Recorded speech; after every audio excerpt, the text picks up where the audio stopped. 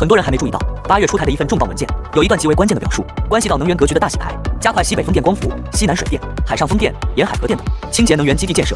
到2030年，非化石能源消费比重提高到25%左右。就在中央文件出台后，紧接着8月19日，国常会更是一举核准了5个核电新项目：中核集团所属的江苏徐渭1期工程，中核集团所属的山东招远1期工程，广东陆丰1期工程，浙江322期工程，国家电投集团的广西白龙核电1期工程。目前，中国在运核电机组仅56台，装机容量是5808万千瓦，与法国并列世界第2。这一消息让美国等西方国家感到紧张不安，这究竟是为什么呢？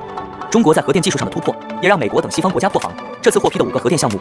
采用的都是中国自主研发的3代核电技术，我们还在积极研发第4代核电技术，高温气冷堆，具有更高的热效率，能够更好地满足未来工业生产和供热的需求。中国正在逐步摆脱对西方核电技术的依赖，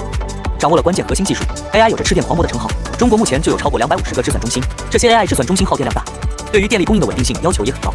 急需电力保障。中国核电的发展将为 AI 产业提供持续稳定的能源保障，助力中国在全球科技竞争中抢占制高点。放眼全球，中国还实现了核电站出口，中国核电的门面华龙1号早已走出国门，落地巴基斯坦和阿根廷。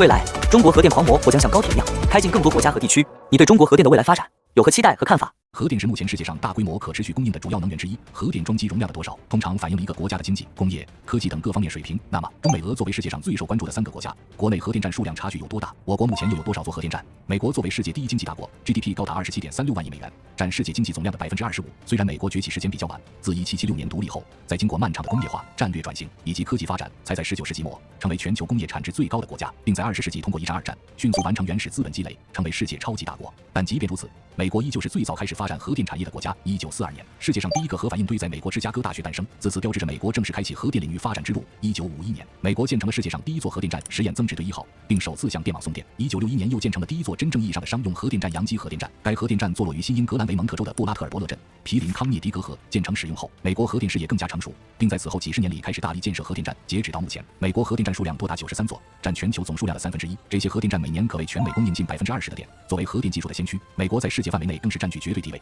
俄罗斯作为世界主要大国之一，国内的核电事业则主要起源于苏联时期。1951年，美国实验增值堆1号首次利用核能发电成功后，苏联也不甘落后，很快便在1954年建成了第1座核电厂，并进行了首次电网送电。苏联第1座核电站名为奥布林斯克核电站，位于卡卢加州境内，是当时世界上首座5000千瓦发电量，发电功率远大于美国。截止到1981年底，已经建成了13座核电站，共39台机组，总功率高达1646.2万千瓦。核电的快速发展，在一定程度上缓解了苏联国内的电力紧张问题。虽然80年代的切尔诺贝利事故曾让苏联的核电发展受到冲击，苏联解体后又给俄罗斯的经济、社会等方面造成了巨大打击，但俄罗斯一直坚持发展核事业，甚至将核电上升到了国家战略发展层面。截止到目前，俄罗斯境内共拥有37座核电站。2024年初，俄罗斯核电装机容量为2954.3万千瓦，占全国总电力装机容量的11.9%。不过，俄罗斯部分机组因年久失修，面临着老化等问题。但相较于美国，俄罗斯在核电领域的发展更加稳健。此前，俄罗斯曾计划到2035年新建16台核电机组。明显，俄罗斯的核电发展仍在持续推进，且还具备一定的连贯性和战略性等特点。而我国核电事业发展比较晚，1970年秦山核电站开工建设，才算是我国核电事业的起步。